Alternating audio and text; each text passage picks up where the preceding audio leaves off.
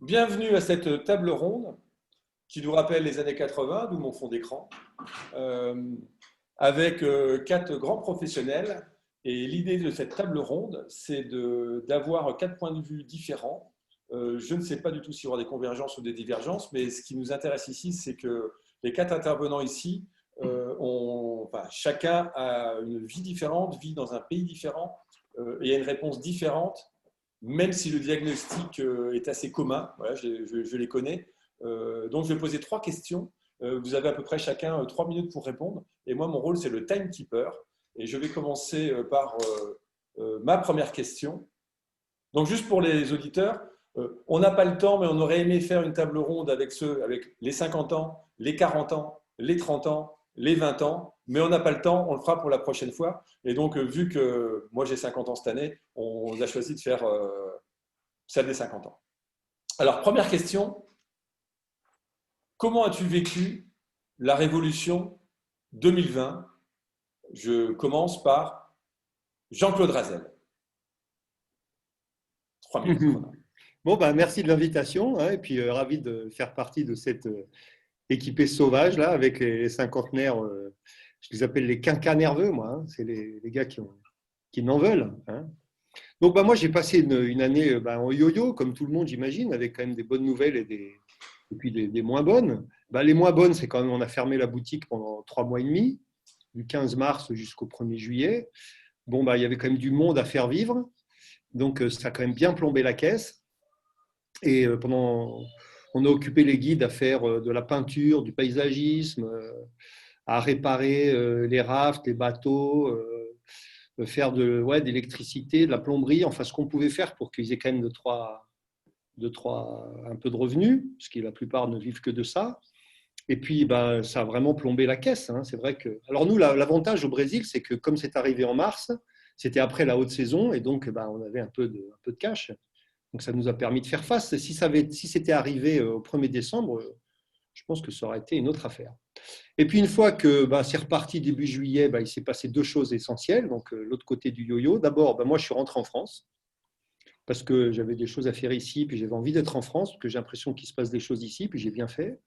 Et puis alors l'autre truc, c'est que post-confinement au Brésil, donc sur une destination locale avec du public local, les mois d'août, septembre, c'est plus 58% par rapport à l'an dernier. Donc, en gros, c'est reparti beaucoup plus fort que ce qu'on aurait pu imaginer, parce que les gens, après 3 mois à la maison, ils avaient envie de sortir, les enfants, voir de la nature, voir de l'aventure, oublier le masque, oublier le confinement. Voilà, donc, puis moi, je suis revenu en France, puisque j'ai vu en France, c'est un peu la même chose, c'est-à-dire des destinations. J'étais dans le Briançonnais, j'étais dans le Mercantour, j'étais à Chamonix, j'étais dans les Calanques. Je fais beaucoup d'escalade, beaucoup de montagnes, et j'ai vu des lieux où partout, j'ai discuté avec des gens qui ont fait un bon été avec du public français qui d'habitude ne voyait pas. Donc, j'ai envie de dire, après le premier coup de grisou, moi, j'ai envie de dire quand même des belles perspectives. Quoi. Moi, je Alors, suis on y viendra justement après pour la question. C'était les 12 mois. Et après, quand je reviens à toi, ça va être comment envisages-tu les 12 prochains mois? Et puis après, il y aura une troisième question. J'en profite pour dire à ceux qui ne te connaissent pas que euh, Jean-Claude est un consultant, travaille pour la TTA. C'est une sorte de Together Disneyland en puissance 100 de Together, la TTA. Et que tu as surtout un bon passé de montagnard, grimpeur, et que tu vis d'un réceptif très local au Brésil, à Brotas, à côté de Sao Paulo, et tu fais des sorties raft. Et donc, effectivement, le confinement pour toi a été plutôt une augmentation du tourisme, du chiffre d'affaires, ce qui est un cas très particulier, j'imagine, par rapport à Laurent, qui lui est le fondateur de Terre Cambodge. Et je te passe la parole. Comment tu passais la révolution 2020, enfin en tout cas les 12 derniers mois, Laurent? Euh, oui, bonsoir. Bonsoir à tous. Mouvementé, oui, parce que la situation est un peu la même comme tout le monde. Hein. C'est difficile. Et il a fallu trouver des solutions assez rapidement. Donc, instructif, éducatif, puisqu'il a fallu trouver les ménages. Et c'est un peu comme au Brésil. Il y a eu, après quelques mois, une envie vraiment de voyager dans son pays. Et le Cambodge, c'est pareil. Le Cambodgien ont commencé à découvrir le trek, le vélo. Et oui, donc j'ai une agence qui est spécialisée dans l'aventure et dans le vélo, le trek et les bus chez l'habitant et le voyage durable surtout. Et du coup, ça nous a permis à nos équipes de s'orienter sur des différents axes. Le premier, c'était, on a commencé un jardin potager bio. L'idée, c'était de, comme je vois pas trop bien comment le futur, en fait, pour prévenir un peu les carences et les problèmes de sécurité alimentaire, on a décidé de faire un jardin bio. Donc, on est devenu paysan. On a cultivé, on continue à cultiver, un peu plus difficile la saison des pluies en ce moment, mais on produit suffisamment pour mon équipe pour se nourrir et surtout, le plus important, vraiment d'apprendre un nouveau métier. Et ça, c'est le côté sympa. Il y a eu ce jardin potager, mais il y a aussi au Plomb de Coulennes, j'ai monté un centre de community-based écotourisme, ça, toujours dans une optique de voyage local. Donc, c'est des nouvelles choses pour moi, un nouveau marché aussi, très intéressant. Voilà, Actuellement, mon but principal, c'est d'essayer de convertir mon équipe, parce qu'il va falloir que je réduise. Actuellement, ils sont tous encore salariés, donc je suis littéralement en train de me ruiner. Mais l'idée, c'est vraiment de les replacer, de les former.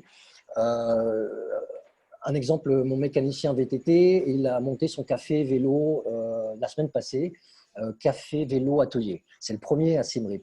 Mon bras droit, Poine, lui, qui signe les chèques, il a commencé une ferme à champignons liée à l'amour du travail de la terre.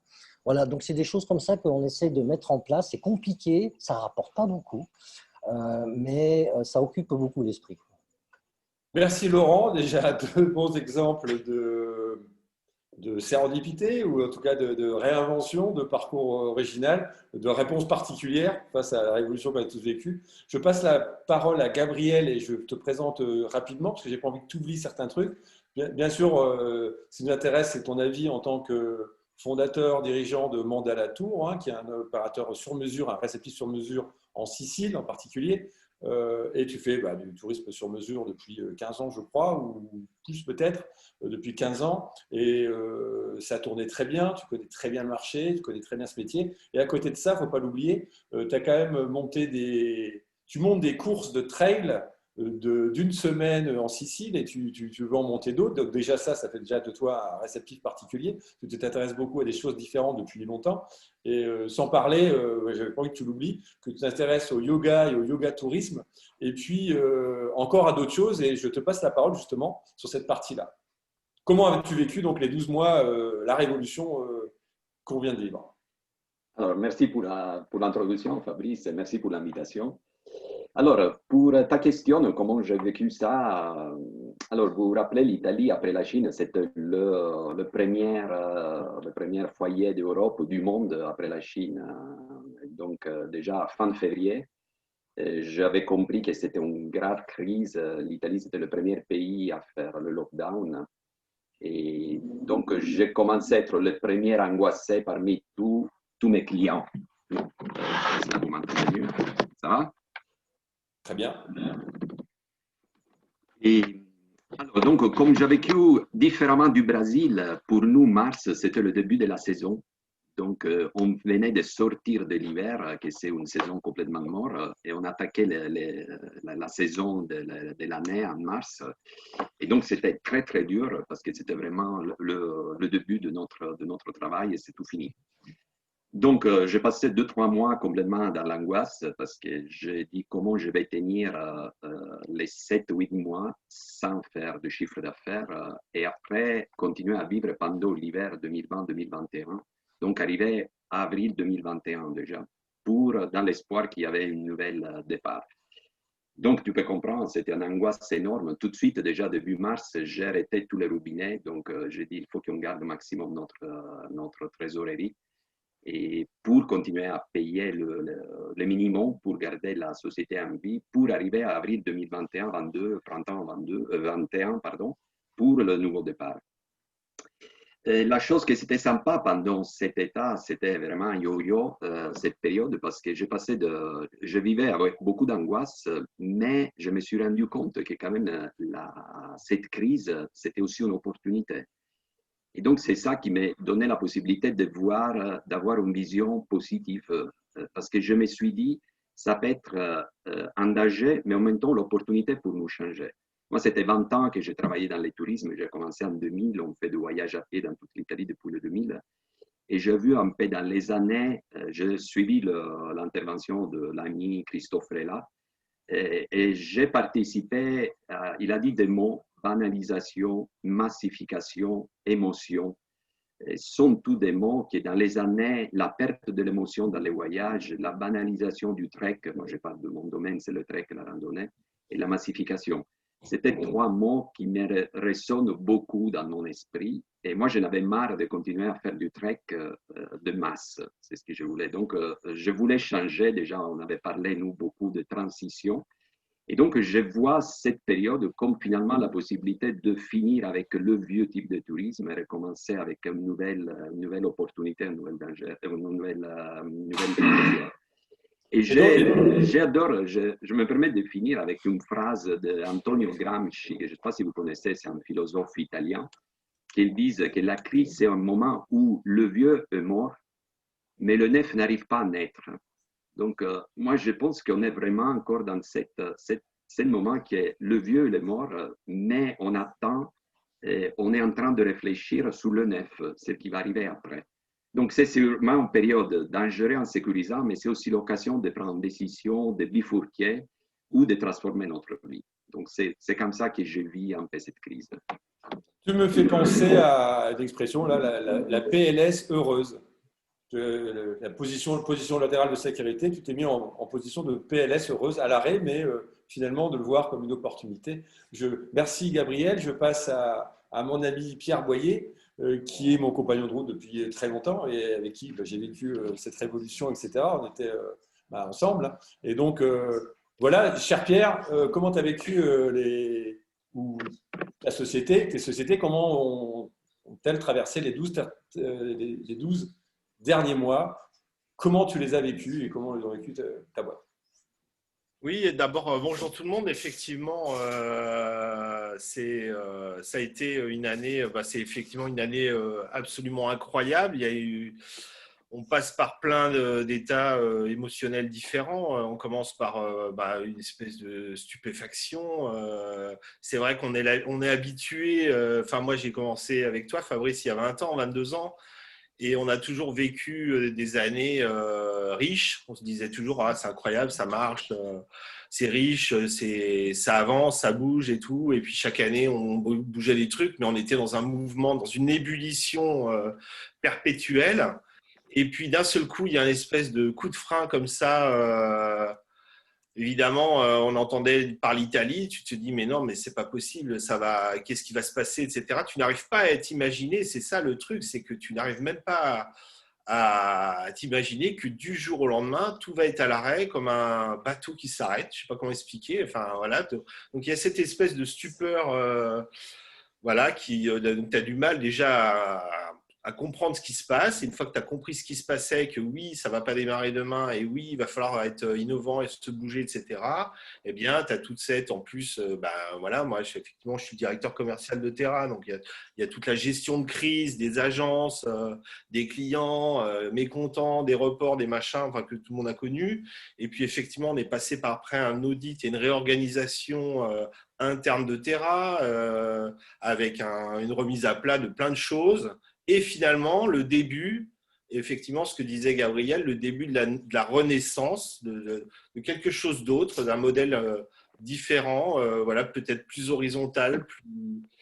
Donc, effectivement, on va vers le. Enfin, je crois que même si les perspectives sont encore très incertaines et peut-être lointaines, on va, je l'espère, vers le mieux. En tout cas, on est prêt. Terra est prêt. On a travaillé sur beaucoup de collections. On a essayé de redynamiser remettre à plat notre prod, d'être voilà, à l'écoute de ce qu'on avait envie de faire nous et du marché aussi, de ce qu'on pense être le marché de demain. Et voilà, puis il y a des plans aussi qui sont en train de naître à droite à gauche chez Terra. Et voilà, donc on attaque début 2021 avec, je crois, quand même beaucoup d'optimisme et de bonnes résolutions. Et voilà, on pense qu'il va y avoir des choses encore à faire demain, même si c'est différent, il va y avoir des choses très intéressantes à faire demain. Je rajouterais, parce qu'on l'a vécu ensemble, j'ai l'impression que tout ça nous a fait sortir du chemin très confortable dans lequel on était, et ça nous a plongé dans des tranchées assez longuement, et que là, ben, je le vis comme toi, c'est un peu comme c'est une renaissance sans savoir ce qui vient après. Et puis finalement, il y a je ne sais pas si c'est du plaisir, mais en tout cas, il y a presque de l'excitation à savoir, bah, tiens, qu'est-ce que ça va être? On a l'impression de construire quelque chose à nouveau. Merci Pierre. Je passe à la deuxième question. Donc, je repasse à toi, Jean-Claude. Alors, la deuxième question, la troisième sera plus générale, mais la deuxième reste personnelle. Ce qui nous intéresse, c'est vous personnellement, ou votre boîte, hein, les deux.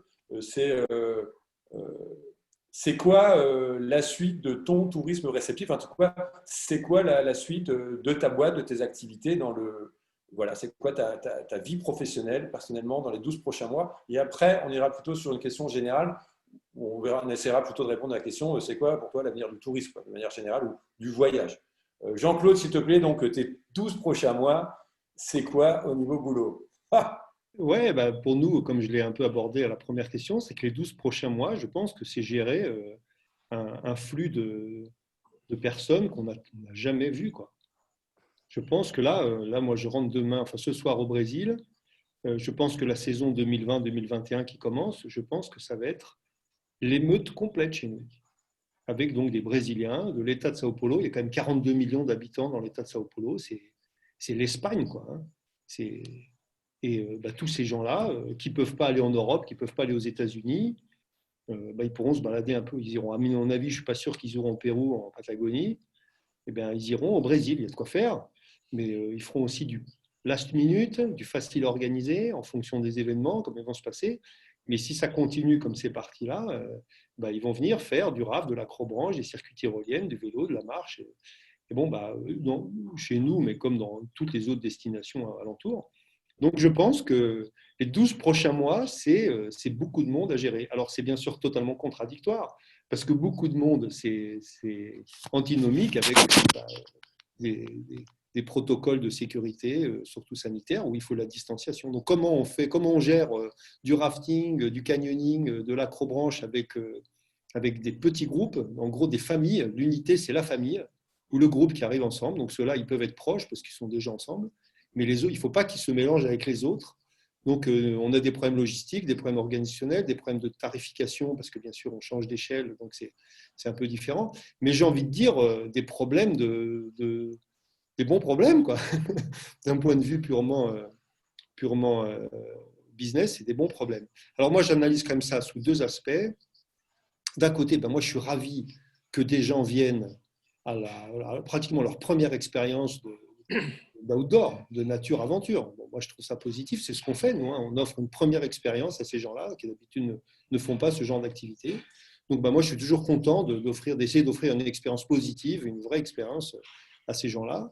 Et puis, bien sûr, moi, je suis toujours en conflit par rapport au fait de transformer l'outdoor en quelque chose où il y a du monde, quoi. C'est un peu...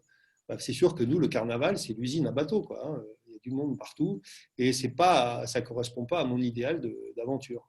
Donc, on gère ces conflits-là, ces contradictions-là. On n'est pas à l'abri de ces contradictions, mais voilà. Je voudrais aller un peu plus sur le côté personnel avant d'aller sur du registre général pour la dernière question.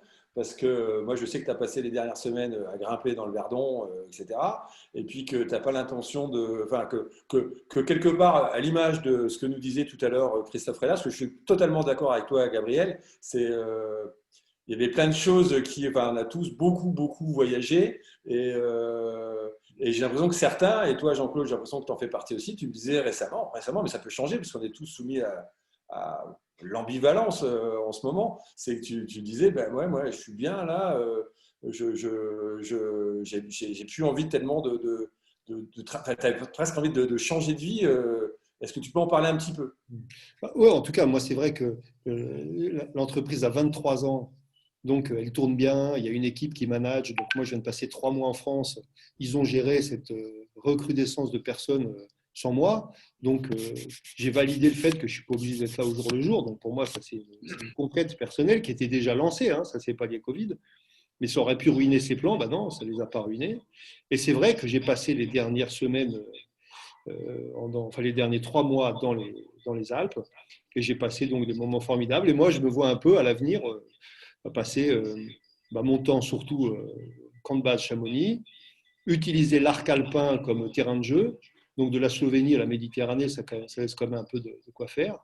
Et puis en revanche, n'utiliser l'avion que pour aller 2 fois par an au Brésil, parce que j'y vais. C'est comme là où j'ai une boîte, j'ai la famille là-bas. Donc je continuerai à aller au Brésil, mais camp de base, Chamonix, sillonner l'arc alpin, ça me va bien.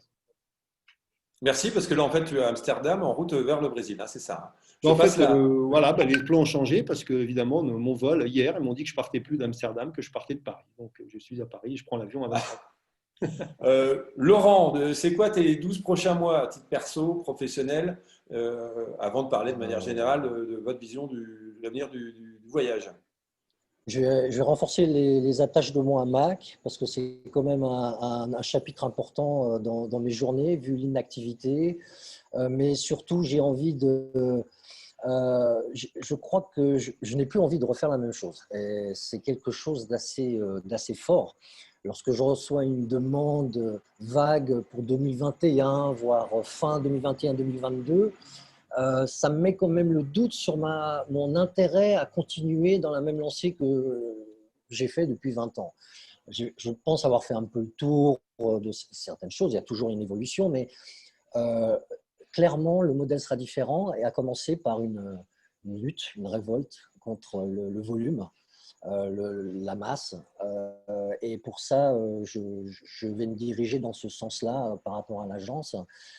D'où ce que j'avais expliqué dans la première question, la reconversion de mon équipe pour qu'ils puissent trouver une alternative au tourisme, qui est quand même un métier aujourd'hui un peu dangereux, une trop grande dépendance.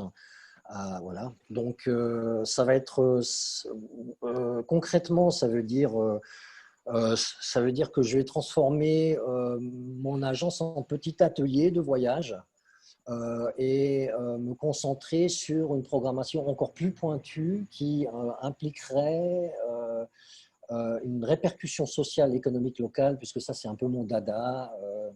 Depuis 15 ans, je travaille étroitement avec une fondation au Koulen encore. C'est une région qui est près des temples d'Angkor Wat, un ancien bastion Khmer Rouge délaissé. Et il y a énormément de choses à faire au niveau de l'éducation, au niveau sanitaire. Et le fait de pouvoir faire un lien entre le tourisme aujourd'hui à connotation quand même un peu négative et le développement local, je pense que c'est vraiment c'est un challenge et puis c'est un grand plaisir. Et je pense que me diriger dans cette direction. Là, comme je vous disais, le CBTC, le Community Based Ecotourism, c'est pour les Cambodgiens, c'est réguler une visite d'un parc national parce que c'est totalement le bazar. Ici, les lois ne sont pas vraiment des lois, donc la protection de l'environnement est négligée. Donc, il y a beaucoup de choses à faire par mon expertise. Je travaille avec le ministère de l'Environnement. Ce coup-là, c'est vraiment quelque chose que je ne connaissais pas et voilà, donc ça, c'est un peu ma direction. Voilà. Alors actuellement, je suis à Phnom Penh, les bureaux sont à Siem Reap. Chacun est un peu occupé à différentes tâches et je fais pas mal d'allers-retours.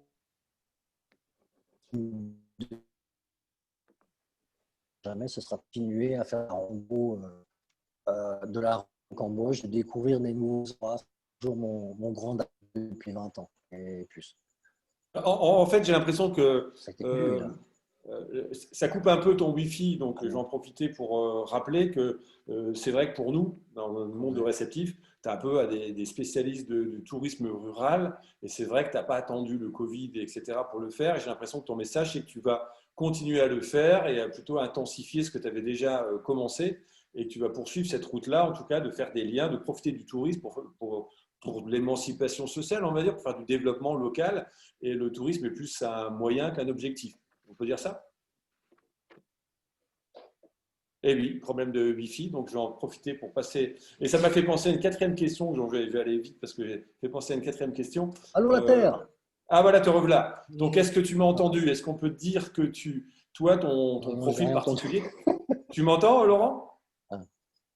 Ouais, tout de Il faut même. savoir qu'on hésitait à inviter Laurent parce qu'avec lui, c'est toujours pareil avec le Wi-Fi là-bas. Tu m'entends? C'est bon, là. Là, je t'ai entendu, par contre. Mais j'ai fait un résumé en disant que toi, ton truc particulier, c'est que le tourisme n'était pas un objectif pour toi, c'est plutôt le moyen de développement social ou économique local. Est-ce qu'on peut dire ça comme ça, que tu vas poursuivre dans cette zone-là? Ce n'est pas Oui, une c'est ça. finalité, c'est un moyen que tu utilises pour Oui, servir entre d'autres autres. Parce objectifs. que le voyage reste quand même une de mes grandes passions, de toute manière, hein. Voilà, Alors, c'est allier les deux qui m'intéresse. Alors attention, parce que j'avais prévu 3 questions, mais il y en aura une quatrième, donc je fais assez vite. Donc, Gabriele, et toi, tes 12 prochains mois, parce que toi, tu es parti dans plein de possibilités. Est-ce que tu peux nous parler comment toi, tu vas déjà te réinventer toi tout seul, parce qu'on ne sait pas ça va repartir, etc. Quand? Et toi, personnellement, hein, ou ta boîte, qu'est-ce que tu prévois pour les 12 prochains mois? Alors, on commence déjà au niveau personnel. J'ai vécu un changement énorme par rapport à les 20 dernières années, que j'ai eu finalement, grâce au confinement, plus de temps. Pendant 20 ans, j'ai bossé comme un malade et je n'avais jamais le temps pour moi, mais pas seulement pour moi, mais aussi pour ma boîte, pour penser, pour avoir une vision du futur. On était toujours en train de courir, on était toujours en train de suivre le flux de clients, de l'activité de tous les jours. Notre activité, chaque année, on grandissait de 30-40% par an. Et on a les gros soucis qu'on a aujourd'hui, que 80% de notre chiffre d'affaires, on l'a fait avec la clientèle anglo-américaine, donc anglophone, donc américain, australien et anglais. Donc, vous pouvez imaginer comment on se retrouve. Donc, pour nous, la clientèle française, suisse ou allemande, ça représentait vraiment peut-être 10% de notre activité. Donc, c'était un moment vraiment, je me suis trouvé finalement avec un peu de temps pour réfléchir et imaginer la vision de ma boîte du demain. Donc, j'ai fait un plan 2020-2025 pour voir qu'est-ce que je vois ici au 2025. Et donc, ça, au niveau personnel, j'ai commencé aussi beaucoup à mettre l'accent, à réfléchir sur la transition écologique de ma boîte. Ça fait déjà depuis qu'on est né Mandalatour, moi je suis né, je venais du tourisme de masse, je travaillais dans les grands clubs de vacances, dans les bateaux de croisière. J'étais dégoûté dans les 2000 et quand j'ai créé ma boîte, c'était vraiment parce que j'avais mis déjà d'échanger et faire un peu de tourisme responsable. Et donc je me suis lancé avec Mandalatour et j'ai lancé en Italie une société qui faisait du tourisme à pied. Et j'avais des problèmes à expliquer à mes amis qu'est-ce que ça veut dire faire du tourisme à pied. Ils me demandaient, mais il y a des gens qui payent pour aller marcher. C'était vraiment un truc complètement fou. Et finalement, c'est ce que j'ai vécu dans les dernières, surtout 10 années, comme je vous disais, la banalisation, la massification. Puis on s'est trouvé, moi, les premières années, je me rappelle, le premier client, on dormait en tente, on traversait, c'était vraiment des grands randonneurs.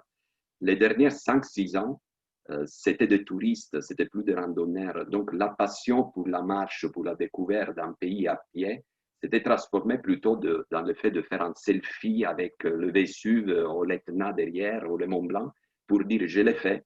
Donc, c'était juste une conquête, c'était juste pour montrer aux autres. Un marqueur social. Exactement, c'était du prestige, c'était devenu un peu un statut. Donc, cette chose-là, moi, je l'ai détestée de plus en plus et je n'arrivais plus à vivre. Donc, j'ai eu le temps, grâce au confinement, de commencer à penser, d'arrêter avec les voyages banals et de transformer aussi vraiment toute mon activité. Et donc, la première chose à laquelle je pense, c'est pour une transition écologique. Je ne peux pas continuer avec des Américains qui viennent 10 jours en Italie pour visiter dans 10 jours faire le tour d'Italie à pied, marcher un peu en Côte Amalfitaine dans les 5 heures et en Toscane dans 10 jours. C'est complètement fou. Ce sont des clients qui viennent, ils passent 3 heures à marcher, le reste, ils sont en 4x4 ou transfert parce qu'ils sont trop fatigués, ils n'ont pas envie. Donc, c'était vraiment devenu un tourisme banal, mais c'est ce qui nous amenait l'argent. Donc, mon problème maintenant dans les prochaines années, c'est comment je peux transformer, je peux gagner ma vie et de l'argent avec un tourisme plus local. Et nous, on connaît bien que la France, l'Allemagne ou l'Hollande sont des pays qui n'ont pas les mêmes, ils payent pas le même, ils n'ont pas le même budget pour le même voyage en Italie. Donc, on se retrouve avec des marges beaucoup plus bas. Et donc, on est obligé de se réinventer avec des choses nouvelles pour changer, avoir le 100% de tourisme local européen et arrêter avec le tourisme international ou intercontinental. Donc, tu restes avec nous finalement. Tu restes avec nous dans l'arène du voyage et du tourisme? Oui, bien sûr, ça c'est sûr. Par contre, il y a un changement de paradigme. Donc, à part ça, c'est un niveau personnel. Au niveau activité, je pense, et je suis en train de réfléchir à ça. J'ai toujours été une société, on a travaillé toujours en B2B. Donc, nos clients, c'était les tour opérateurs. Et là, je pense que la seule façon pour continuer à travailler et pour s'en sortir, c'est ce que j'appelle le B2P, P comme passion. Donc, mon objectif, c'est de trouver des voyages par passion. Et donc, mon cible, c'est trouver un groupe de passionnés qui voyagent pour une passion, pour une émotion, et pas plus pour un voyage banal, un selfie voyage, comme je le dis.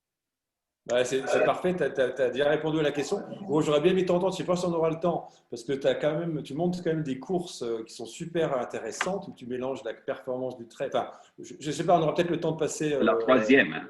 Ah non, mais il y a ça, et puis il y a le yoga tourisme aussi, tu creuses quand même des sacrés trucs. Hein. Enfin, tu fais partie, moi, des interlocuteurs que j'ai qui te disent, tiens, c'est toujours bien de discuter avec Gabriele, parce qu'il va toujours te sortir un truc, une réflexion, etc. Et c'est pour ça que j'aime bien faire la route quand quelquefois on va skier ensemble, parce que tu reviens et tu as toujours l'idée de faire une autre boîte. Donc n'allez pas au ski avec Gabriel si vous voulez être en vacances.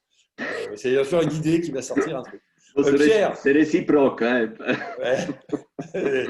On skie plus beaucoup finalement. Et Pierre, alors toi, alors déjà que vous puissiez réfléchir aux questions, parce qu'une fois de plus, on n'aura pas le temps. Je voulais vous poser votre question, là c'est plus pour rendre service, évidemment, pour ceux qui nous écoutent, parce qu'on a tous, on cumule, nous cinq, un siècle d'expérience dans le tourisme quand même, les gars, quand même. Un siècle, les gars. C'est le club du siècle. On s'applaudit. Bravo. Nous, on est low-tech, on est durable, hein, disponible et utile. Donc voilà, c'est le club des low-tech. Durable, disponible et utile. Donc, essayez d'être utile avant que je donne la parole à Pierre sur deux autres questions. Donc, la première que j'avais prévue, c'était qu'est-ce qu'on peut conseiller? Qu'est-ce que vous considérez comme votre tourisme d'avenir, enfin, votre activité, le tourisme d'avenir ou le voyage d'avenir, celui que vous avez envie de creuser ou que vous creusez déjà depuis des mois? Et voilà, et pour vous, quel est le tourisme d'avenir en 1 minute, si vous pouvez, tout à l'heure, ou en 2, si ce n'est pas possible, et en 3, si vraiment ce n'est pas possible. Et dernière question quand même, parce que juste après, on a une table ronde où il y aura beaucoup de monde et où viennent nos clients, les gros tours opérateurs, les clients des tours opérateurs. Évidemment, ce sont nos clients et le client est roi. Et nous, on a prévu bien sûr de leur poser la question. Comment je fais moi réceptif pour bosser avec toi et quels sont les critères, le cahier des charges pour travailler avec toi et c'est quoi pour vous le réceptif d'avenir? Voilà, qu'est-ce que je dois faire pour travailler avec toi pour que tu m'envoies des clients? Et j'ai envie que aussi, donc si on aura le temps, que vous réfléchissiez chacun à adressons-nous aussi aux tours opérateurs, ce qu'on ne fait pas souvent, et aux agents de voyage pour leur dire c'est quoi l'agent de voyage ou le tour opérateur avec lesquels j'aimerais travailler.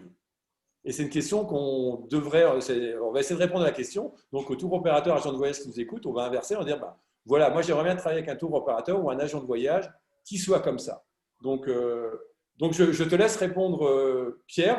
Essaie de mélanger la deuxième et la troisième.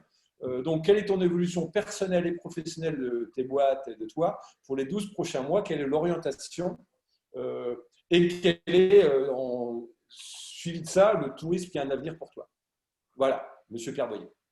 En fait, les deux se rejoignent. Donc, pour moi, nous, on en revient en fait suite à tous ces bouleversements de l'année, etc. On est revenu à réfléchir vraiment à la genèse du métier. En fait, nous, on pense que le réceptif local doit être un vrai producteur d'expérience locale et donc demain travailler concrètement sur des choses qu'on proposait pas hier.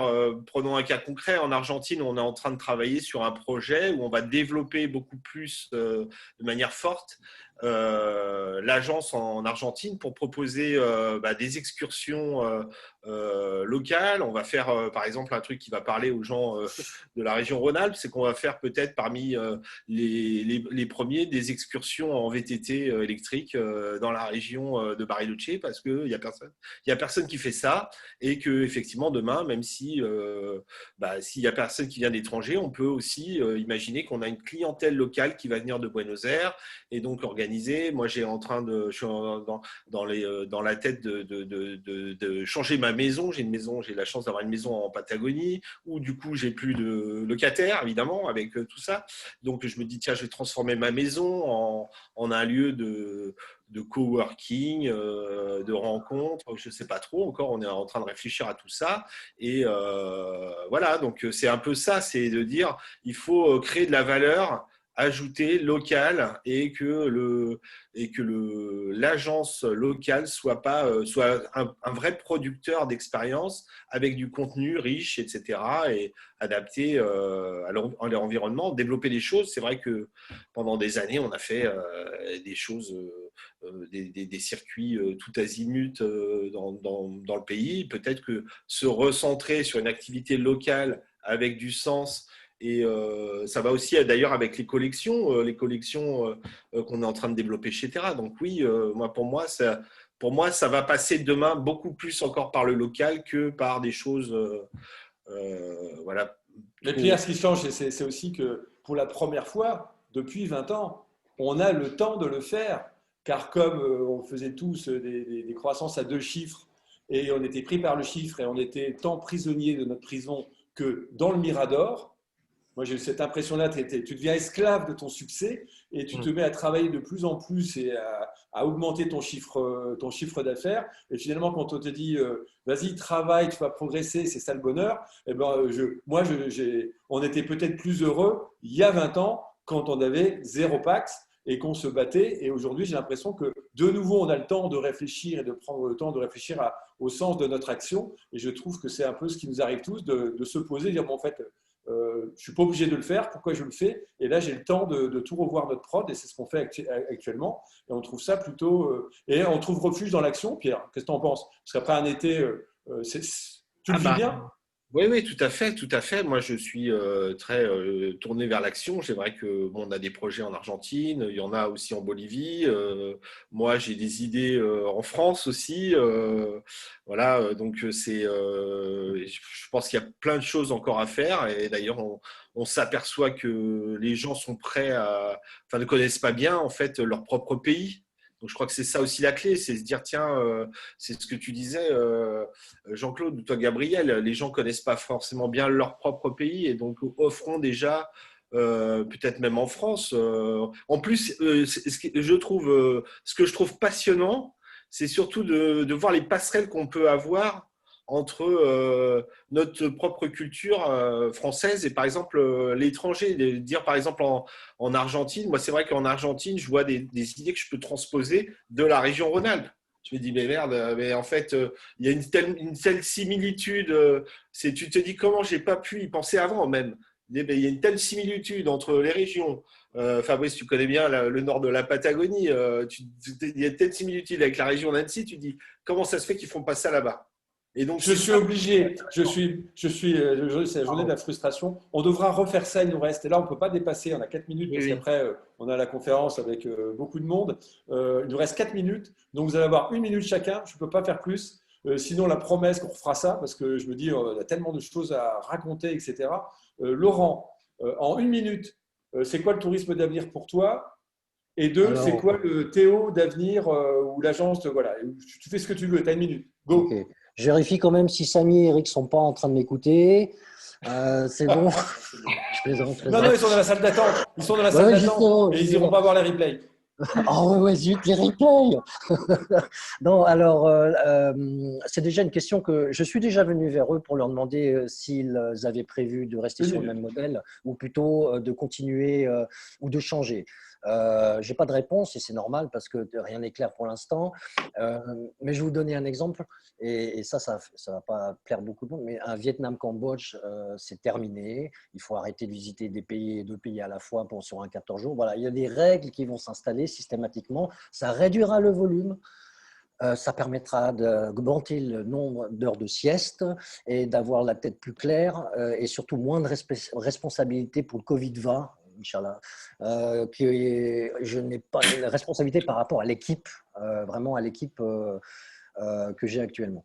Donc voilà un peu l'objectif et ce que Merci, j'aimerais. merci, super. Et je suis frustré. Merci, Laurent. Jean-Claude, 40 secondes. Ouais, moi, je pense que on a vraiment changé de monde. Il faut avoir un nouveau regard. Moi, je pense que le tourisme que Gabriel a décrit là, de masse, qui était le masse dans le tourisme classique, mais on a aussi fait de la masse dans l'écotourisme, le tourisme d'aventure. On est arrivé à cette absurdité-là.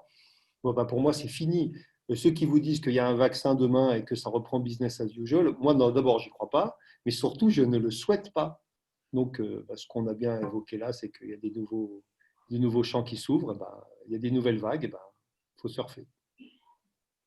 Ah, Gabriel, Je réponds à une ta minute. question. Je reviens sur mon concept, que c'est mon mantra, et donc le voyage par passion. Donc, mon cible, c'est de trouver des personnes qui partagent une particulière passion. Et le fait de voyager, c'est pas pour découvrir un pays, ça c'est secondaire, mais partager une passion avec quelqu'un, avec un opinion leader, un leader, quelqu'un. Donc, pour les trails, c'est ce que je te disais, on retrouve des groupes de personnes qui aiment se balader, courir en montagne et on les amène à droite à gauche. L'année prochaine, on a lancé un nouveau trail à Lanzarote et un autre aussi au Maroc. Donc, les mêmes personnes qui sont parties déjà en Italie, on les amène à droite à gauche. L'autre passion, et sont deux passions que j'ai, c'est pour ça, sont les premières que je mets en avant, c'est donc le trail. Et l'autre, c'est le yoga, comme je te disais. J'ai commencé à organiser. Donc, mon cible, c'est plus les tour opérateurs, mais sont les profs de yoga qui ont leur suivi. Et avec les profs de yoga, j'ai dit, venez en Italie, on organise un stage au pied d'un volcan, etc. Et la dernière chose, c'est aussi le running et yoga. Là, j'ai trouvé une grande, il y a un groupe, un réseau énorme de gens passionnés des courses à pied de yoga. Et donc, avec eux, on est en train aussi de ce nouveau cible avec qui on essaie d'organiser des voyages de running et yoga un peu partout en Italie et même en France. Donc, ça, au niveau de qu'est-ce que je vais faire les prochains mois? Donc, je cherche cette cible et j'essaie de récupérer leur passion et de les transformer dans des agents de voyage. Et pour ce qui concerne ta question sur les tours opérateurs, Je peux pas, ou c'est 10 secondes, parce que déjà oui, en régie, c'est on ce me que j'ai dit dit, c'est il faut la spécialisation. On ne peut plus rester dans la masse, il faut des super niches. Et l'idéal serait que chaque tour opérateur, chaque agence ait une niche, quelque chose de spécial pour être vraiment spécialiste sur quelque chose. On ne peut plus faire les grands supermarchés du tourisme. À mon avis, ça c'est fini. Voilà, hyper rapide. Pierre, 30 secondes. Common, En Pierre. 30 secondes, je crois demain une agence hybride. En fait, j'aime bien le mélange des genres. Je verrais bien demain des agences locales qui soient en même temps un lieu de rencontre, comme un café du voyageur, où tu viens chercher des idées, tu viens louer un vélo, tu viens louer du matériel, tu viens prendre un café, tu viens discuter, tu Tu viens viens aller rencontrer des boire gens, un tu veux coup. prendre des idées. Un lieu de rencontre, voilà. Pour moi, Le c'est ça voyage et la rencontre. la clé du truc. Le voyage et la rencontre.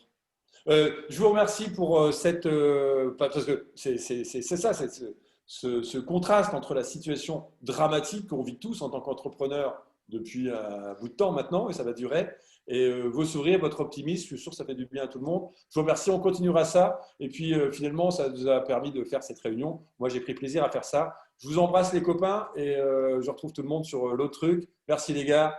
Merci, On s'embrasse tous. together. Together, we are stronger. Allez, Merci. du French accent. Au revoir. Merci à toi, Fabrice. Bye.